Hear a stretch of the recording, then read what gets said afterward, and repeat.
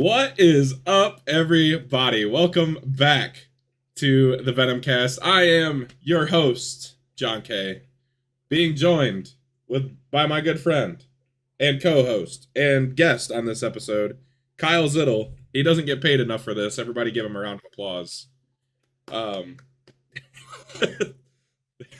The most decent one we have. And the crowd goes mild. And the crowd goes mild. You get more cheers than BJ McLeod, so it's okay. That's not true. We cheer like motherfuckers for BJ That ain't McLeod. true. I love BJ McLeod.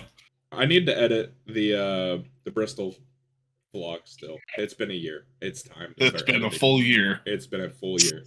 Getting close. Yeah, probably should do that. Anyways, we are back. It has been a year since we've recorded. Zittel, what have you been up to besides being really decent? Man, living, man. Just living. The most Midwestern answer I can give you. I've been living. I see the Vegas Golden Knights banner next to you. Your squad won yourselves a championship. We did. We won a championship in 2023, and you can't take that away from me. Was that not last year? The nope. one in 2012. Florida won this past year. Yep. Michigan won a national championship. I have a t-shirt flexing a little bit. That's okay. Gosh, we haven't done this in so long. My friend, what would you like to talk about? We ran Pocono last week. Kind of a rough week for you. I finally bounced back personally. Felt good. Would have liked the win, but second place is pretty good. I'll take that. I'll take second place. Yeah. We'll get you not this coming week. But we will get you. You're really good at Nashville Super Speedway, which is after our next race, and we are going to Bathurst. Oi, mate, we going to Australia. Mount Panorama, the Darlington of road courses, if you will. I don't know if that's true or not, but it feels like it. I've never once heard Mount Panorama be described as the Darlington of road courses. I just came up with it. Give me a break. I thought it was pretty solid. I think it's a good comparison. It's something. It is. It's something to drive in every car that you attempt to do anything in on that track. Now we're taking these big hulking piece of shit NASCAR trucks. Matchboxes with wheels. Gonna be nuts. Yeah. So let's talk about Pocono. I know Kyle doesn't really want to. Brody Gunter, I think his second start since running Legend cars all summer long, which he did fairly well and picked up a win at the Charlotte. What's it called? The Charlotte Shootout? Charlotte Summer Shootout? The Summer Shootout, yeah. Running the Legends Oval over at Charlotte. I think he got the run with Little Harvick. I can't remember if he did or not. I think I gave him crap about it, but I'm not sure if he actually did or not. But big round of applause for Brody. He did pretty good. I mean, that's racing real cars is awesome. I'm very jealous. And then picks up the win at Pocono, little bastard. I'm just kidding. I'm kidding. It's all jokes. I love it. Brody's a good kid. Internet a little janky sometimes, but Brody's good people. I finished second. Hunter Engrav finishes third. Hunter's put on a show. Hunter put on a show at Pocono. I don't know how he was so good with his tires, but he was. Hayden Palumbo, fellow teammate at Superkick, who I forgot in my interview. Sorry, Hayden. I love you. Finishes fourth. Luke Peterson, a top 5. I feel like that's his.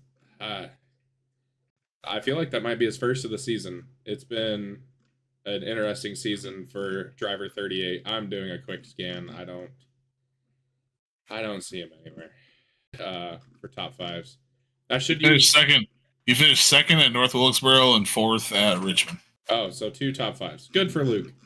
Third top 5 now with the Pocono finish.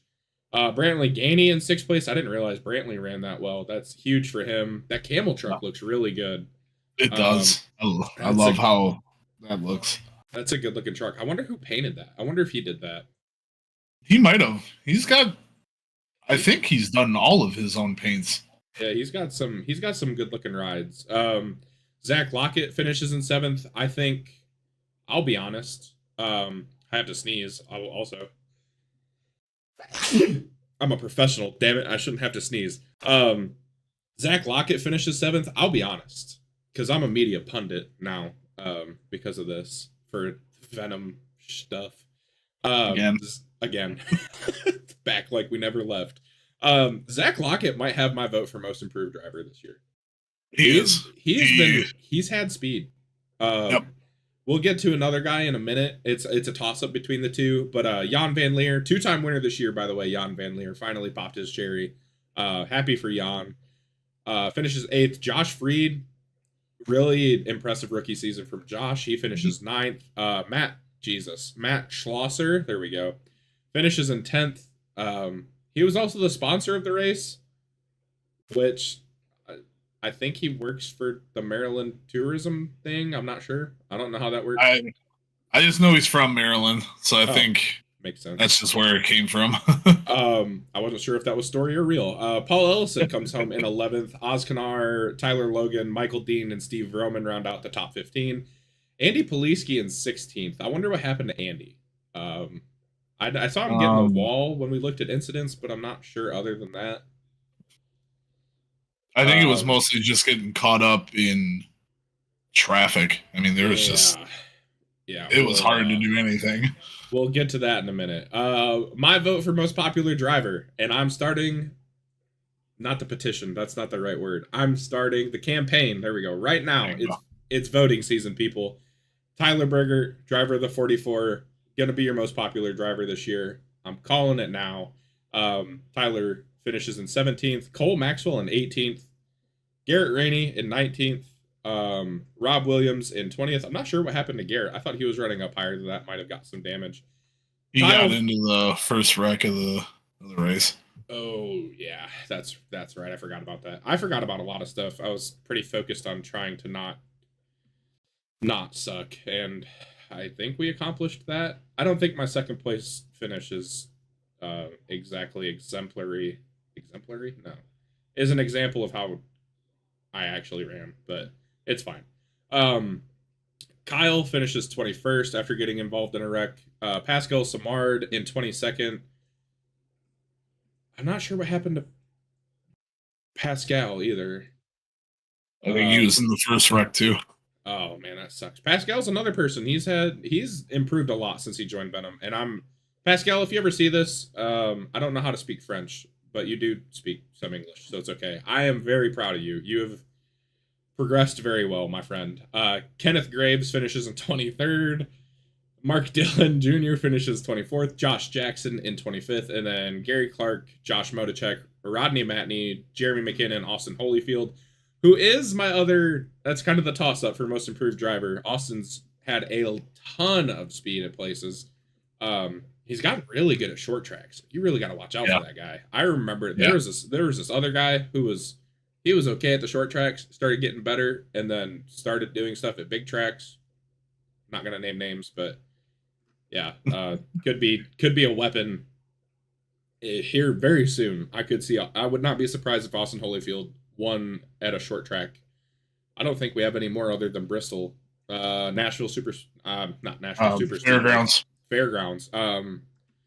If Austin puts one together, I would not be surprised. Another person that I wouldn't be surprised if they did it is Eric Breeding. Eric's had a lot of speed lately too. Bad luck. Yeah. Yep. And then Corey Rutherford, Chad Stearns, for the people that don't get the inside joke. Jordan Jorno, who actually, again, another person we usually don't see up front, had a lot of speed at Pocono. Disappointing with a 34th, I'm sure. Name redacted, finishes 35th because nobody gives a shit about that guy being an asshole. And 36, I probably should cut that out, but I'm not going to. 36 is Ryan Dye as his rough season continues.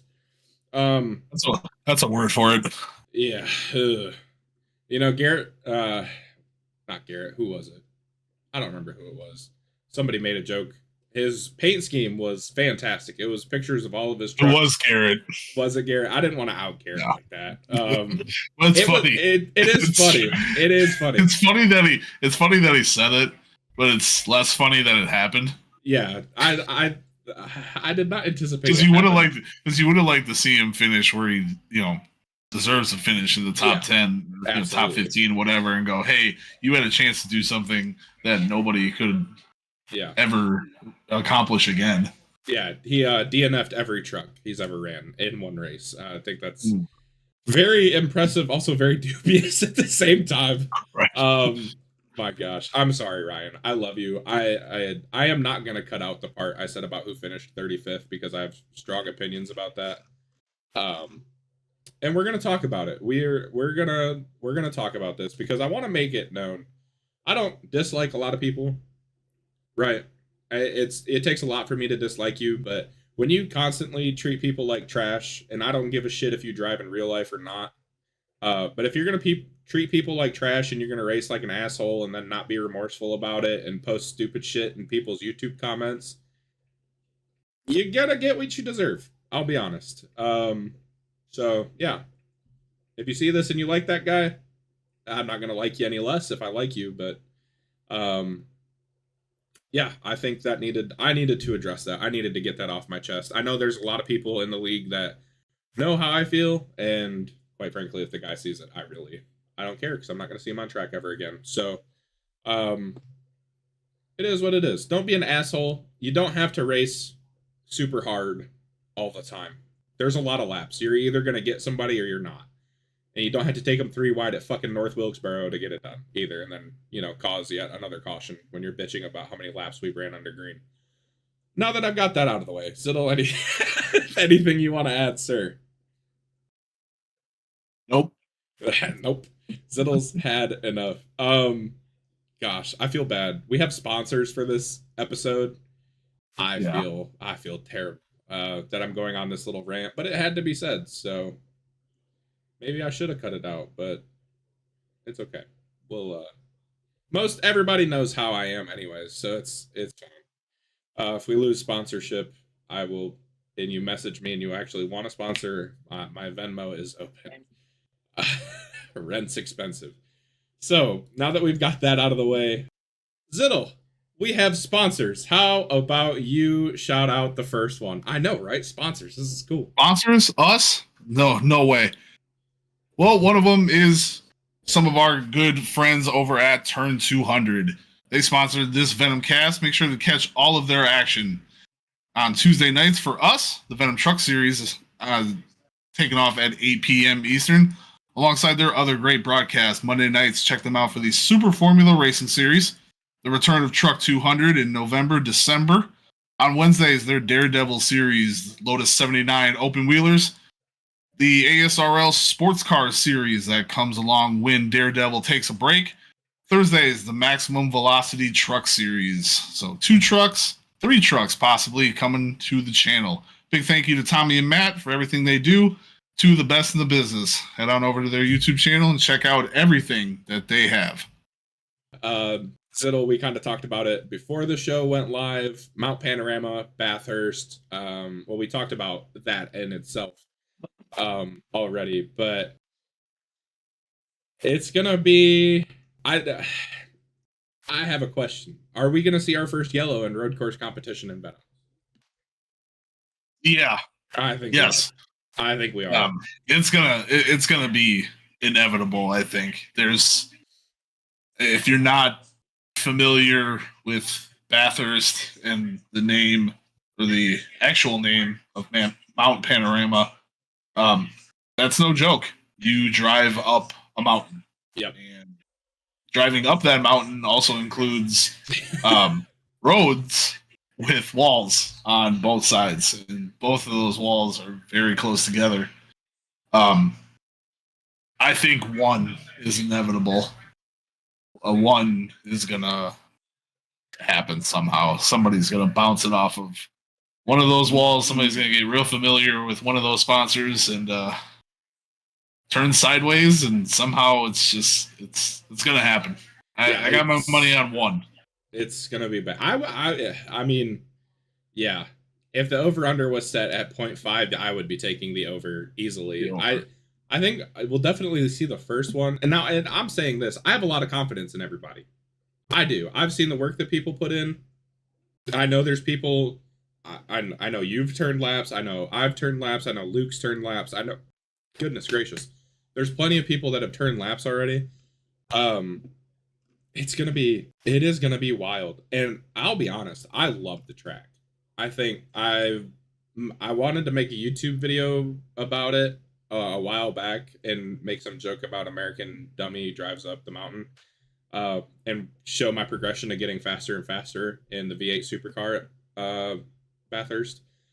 But that didn't work out. But I put in a lot of laps to try and make that video happen. I just ran out of time to actually get it done and set up around Bathurst time. So maybe that'll be a next year thing, just like the Bristol vlog. Um, but it's so I said it's like the Darlington of road courses, and I really mean that because like what is the NASCAR equivalent like oval track wise to what we're gonna do at Bathurst? And I think the thing that comes the closest is Darlington. I can kind of see it. The Darlington part of it is kind of that corkscrew downhill part of the S's. That part I can kind of see because it's so tight and just you got to hit marks to keep the speed up and keep going. And it's a lot like Darlington in that way. That you got to really find your mark. And then what makes it that, I mean, it's just, I don't know. It's a lot different. It's the most different track we've ever run. Yeah, I think just the level of focus it's going to take, because I mean 30 laps is a lot of opportunities to make a mistake. Oh, yeah. And there's plenty of places where you can make a mistake at that track. I mean, like you said, specifically, I mean, the whole track is the mountain, really, but you know, getting to the top and then heading down the mountain, and it's gonna be an experience for sure. I hope everybody's ready. I hope you're practicing. If you see this, if it comes out in time, it should come out Saturday, Sunday maybe. We'll see how I'm feeling, but it is going to be like sex in a festival. It is going to be fucking intense. So that was good. Thank you. So something else I want to talk to Ziddle, since you are our esteemed guest today. Everybody else shut us out because they were like, "What the fuck's the Venomcast?" This has been extremely unprofessional. It's our first one back though. We'll clean it up next time. We got denied by all of our guests. Ziddle, you are sitting very close to the playoff cut line. I don't know how many points back you are of it now. I didn't think to look beforehand. Drop the spot to 16th. 1, 2. It's like 20 something. 20 something points back to the cut line. And now 20 points. Because we use like the older version of NASCAR points where it's like 5 points per position, something like that. Like starts at 5, goes to 4, goes to 3, whatever. How confident are you feeling? Obviously, Mount Panorama, gonna be a tough one. I mean, really, my advice to you that I'm gonna share on air is just take it easy. You know, don't hit you don't have to, it's not every lap's a qualifying lap, right? So just kind of don't hit the wall, basically. But then we go to Nashville Super Speedway where you're good. Like, I will be honest, I've seen Ziddle run really, really dang good at Nashville Super Speedway. Nashville Fairgrounds is the next week. I think that it's a driver's track, and I think that's where you thrive, is driver's tracks. And then we go to Indianapolis, which is going to be interesting. I ran pretty good at Indianapolis the last time we did it. And again, I think that's another track that kind of suits your style. There's a lot of drafting, and I mean, not that it's a drafting track, but there's a lot of drafting, and you are extremely hard to pass. We make jokes about you being. I've been told. Yeah, we make jokes about you being Ryan Newman. But the thing that makes you so hard to pass is you're good. Like, What track out of those, we'll say those three, because I mean there's an obvious answer for one of the questions. Which track do you feel the most comfortable going to as we come to the playoff cut line? It's definitely Super Speedway. Um, that one is just, it's kind of like you said, it's weird. For my driving style, I mean, everybody knows that I really like super speedways. I understand the drafting and making moves and getting in line and all that stuff. And then like Auto Club in Michigan are my two other favorite tracks, which just so happen to be Daytona and Talladega with tire wear and lift. Yeah. So, you know, I finished second or third at Auto Club the last time I was personally there. And when the broadcast guys asked me, you're like, you know, this is like one of your kind of tracks. And I thought, I was like, no, not really. But it's a big track that's wide. And you, while there is a line that you have to run, just like Daytona and Talladega, you know, it's conserving tire and it's lifting. And that's still one of my favorite tracks. Nashville Super Speedway is none of that. It's not big. It's not very fast. It's not very wide either. No, and you have to use a lot of brake, or you know, some brake to get it into the corner and run it. But for some reason, every time we run there, I run really well, and I run well in officials there, and I run. You know, do I win? No, but I do pretty good. I hang around people who week in and week out are really good everywhere. So yeah, it's definitely fairground. It's definitely Nashville Super Speedway, and then Indianapolis. So, and then I guess that just leaves one for the next one. Which track are you most worried about? And I think the answer between those three is pretty obvious, considering you just threw in Indianapolis.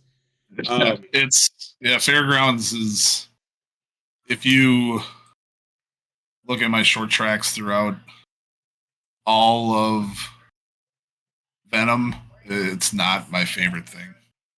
It's survive and advance. I run pretty good at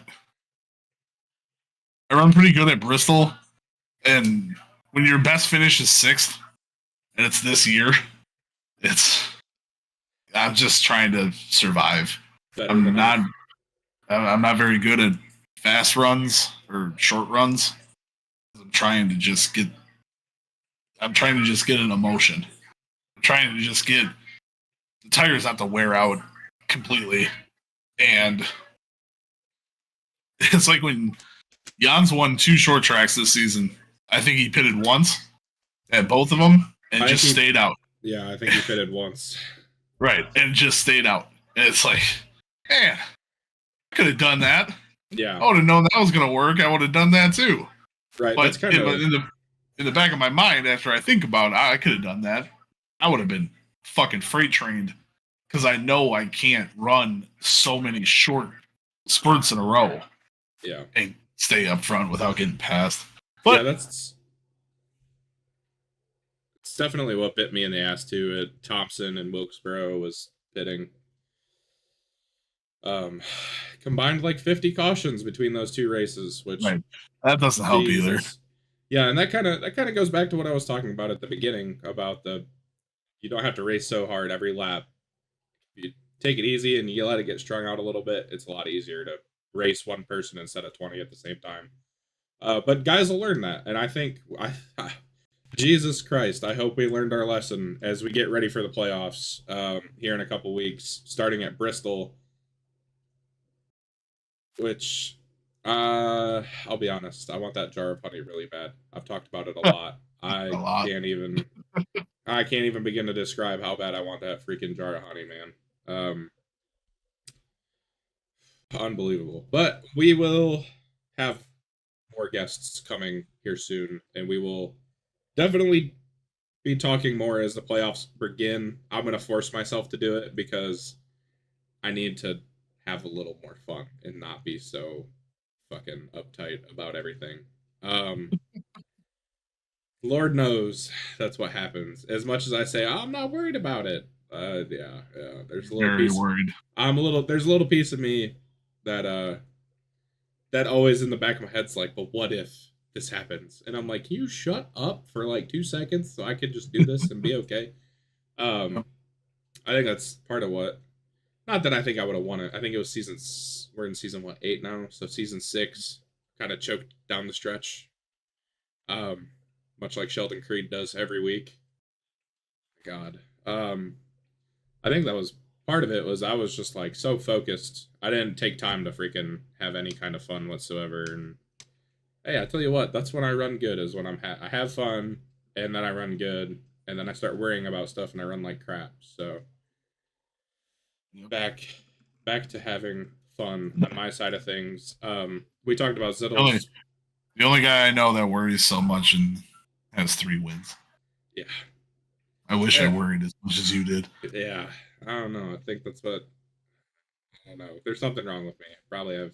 I definitely have like anxiety and stuff. But I guess real quick, since Ziddle mentioned it, 3 wins on the season. I hit 10 career wins. That's a pretty big milestone. There's not many of us that have done it. I think it's pretty cool.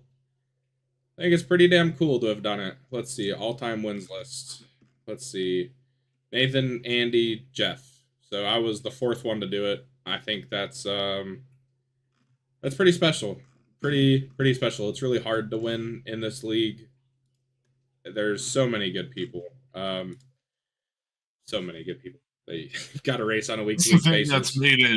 That's the thing that's made this season so different so far is that the amount of people we brought in that there was no learning curve.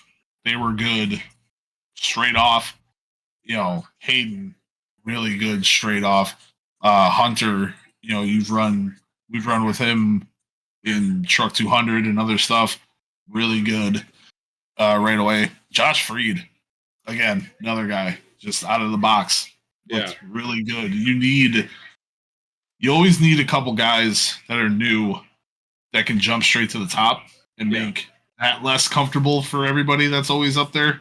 But then when you have new guys that can sit in that top 10 and just hover around there, that's guys like me.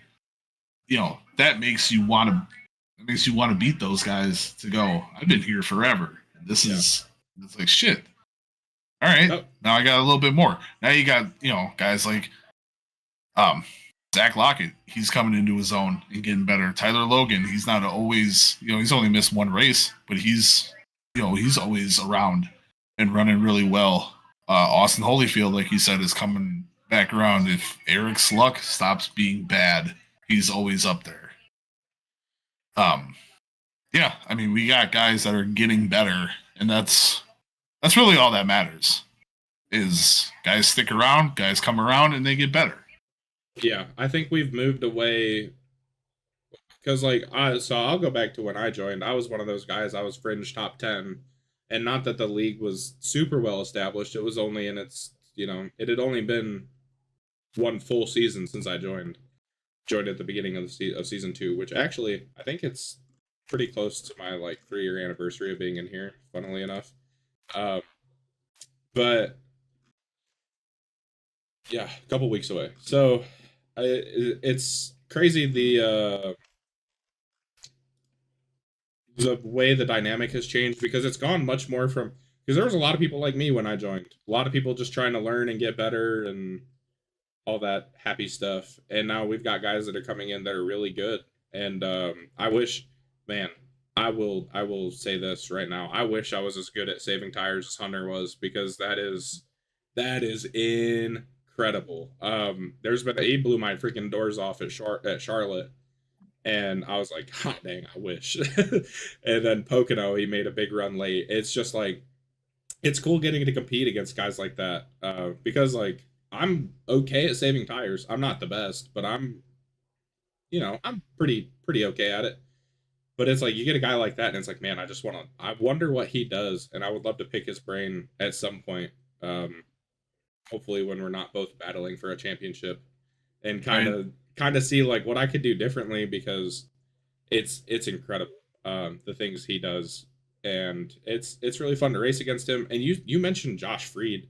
If I think if Hunter wasn't around as a rookie, Josh Freed would probably have rookie of the year pretty close to wrapped up. I'd think. I don't know how many rookies we have. I'll be honest. I don't.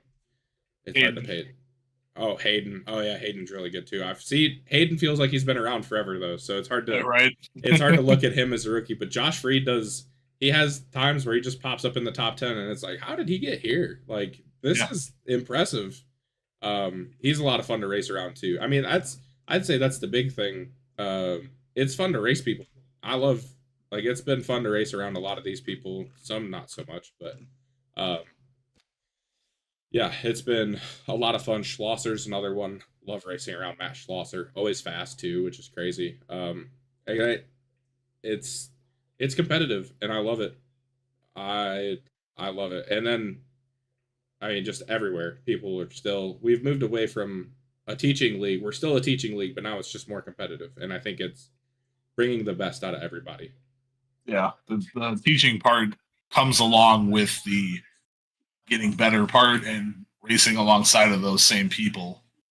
That's the part that makes it good, is that you can tell everybody tells everybody everything. There's not really a hiding. I could load it up right now and tell Andy what I'm doing, and this sucks. I can't do this. I can't do that. He's not my teammate. We are racing against each other week in and week out. He will tell me everything. Hey, do this, do that. Look at this. You're doing too much over here. You're doing too much over there. And that's great that you can have a guy that is, quote, your competitor and still just go, hey, this is how you get better at doing this. Yeah, if I wasn't so dumb, I would help a lot more people, but they're like, how do you do this? I'm like, oh, I just kind of freaking whoop, and do it. And it's like, I wish I could. For some people, the teaching part's a lot easier for people than the doing part. And then doing part is, how'd you do that? I don't know. I did it. I'm big on that. But yeah, I think that's a great example, honestly, talking about Andy. There's been a lot of times I've been like, I have no freaking clue what I'm doing. And he's like, I'm doing this, this, and this. And I'll try it. And I'm like, oh, that feels pretty good. And then, you kind of just do your own thing off of that. And once you figure out kind of what he's doing. And it's like, even if you know what he's doing and you're racing against him, because I've raced Andy up front a lot. Man, he can tell you exactly what he's doing, and there's sometimes you can't beat him. He's so good. And that's a quality I admire. It's pretty badass to be able to tell somebody it's like in baseball, you tell somebody you're gonna throw a fastball and then you just blow their doors off and you're like, yeah, I am. Yep. See ya. That's the part about being in a fixed league too, is we can tell each other everything. Because it really doesn't matter. Under the hood, it's the exact same thing. So this is just, I'll tell you how to run a line. I'll tell you where to brake. I'll tell you where to get back on it. I'll tell you how to run it. Get good. Yeah. And then I'll still watch people blow my doors off with all their information. And it's just like, okay, I'll get it. Yeah. There's just some things, and it's different for everybody. You can tell somebody one thing and they'll still struggle, and you can tell somebody else the same thing and it'll click, and they're like, oh my gosh, I've been doing this the whole time. But yeah, I think that's a great spot to leave it off for a first episode. First episode back, I should say. It's been a while. We've been here, we've just been racing. Ziddle, any final thoughts from you? No, I don't think so. Just hoping for a good rest of the season. Hopefully, when we get around to the playoffs, it's a good. It'll be a good test because we haven't done anything like this ever. So we've always had 15 straight, and that's it. But we took our 15, and then we added 5 on the backside, and we're going to cut it off. So it's going to be one of those cutoffs, and There's going to be a top 10 with just points, so no winning in. And yeah, it'll be cool. I think it'll be really cool. I think it'll be a lot of fun. Kind of. At the same time, I wish it was just the 15 straight races and call it a day. Because I know what's coming after race 20, and it's another long-ass break, and I don't really want a long-ass break, especially in the middle of winter when I'm going to have nothing to do. We'll have something fun coming around. Those mini stocks look fun. I was going to say, I've heard a mini stock thing will start up. That'll be interesting. Hopefully they'll run better than the SRX car did. Man, I'm still pissed. I wish I'd have got to run the SRX more. That Eldora race was a freaking blast. I was cruising around there. I had so much fun. That car was a mess. I had no clue how poorly it drove. I didn't drive it on anything else other than Eldora, and I think it was great on dirt. I'll be honest, but that's just me. Anyways, thank you guys so much for watching. From me, John K, my partner. There we go, Kyle Zittle.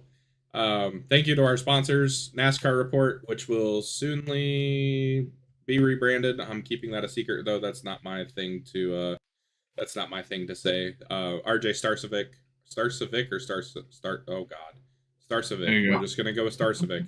And then shout out Turn 200. We're also sorry for all the cussing. It'll be cleaned up next episode. But yeah, so shout out to those guys. And shout out to all you in Venom that are still watching. Everybody on my YouTube that decided to click on this for some God-known reason. We hope you enjoyed, and we will see you very soon. Okay, bye-bye. Bye-bye.